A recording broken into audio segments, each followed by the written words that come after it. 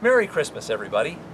For our children's sermon on this Christmas Eve, I am sitting outside the church here in our shed. And in front of me is the little manger that we often use for our Christmas pageant. And when we're not using it, it kind of lives in the shed. But the shed is a kind of a strange place for us to have a sermon, isn't it?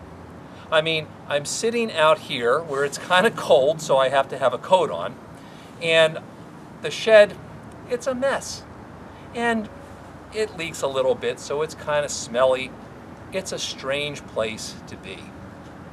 But I thought this would be a really neat place to be for Christmas Eve, because the place where Jesus was born was also kind of a strange place like this. Our Bible story from Luke tells us that when Mary and Joseph arrived in Bethlehem, there was no room in the inn. So they ended up spending the night kind of in a shed. And when Jesus was born, he was born in the shed, and they used this manger. The manger was a place where you put food for animals, because sometimes the animals and the tools and other kinds of things were kept in the shed. That's the bed that they made for baby Jesus. So Jesus was also born in kind of a strange place. But you know, one of the things that's really important about this story is that it reminds us that there is no time and no place that is too strange for God to act. There is no place that is too strange for God to be there.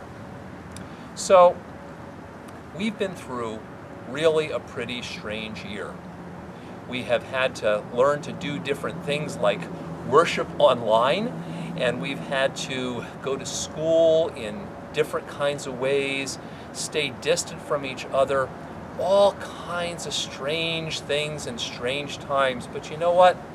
Jesus has been with us through all of those times, because we know from the Christmas story that Jesus is with us all the time, even in places where we don't expect Jesus to be.